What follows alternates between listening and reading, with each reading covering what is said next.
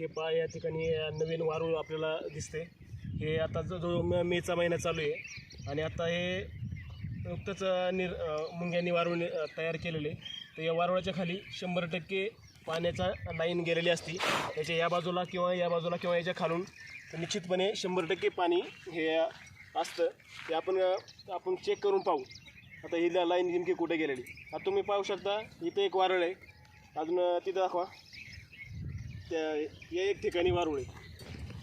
हे बघा याही ठिकाणी नुकतंच वारुळ निर्माण केलेलं आहे आणि याच्या पुढं त्या ठिकाणी एक वारुळ आहे. म्हणजे सरळ एका लाईनमध्ये असे 4 वारुळ आहेत.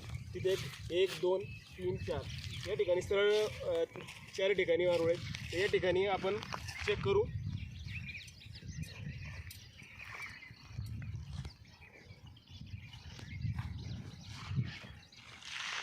हे पाहू शकता या ठिकाणाहून सरळ पाण्याची लाईन त्या पूर्व पश्चिम अशी गेलेली.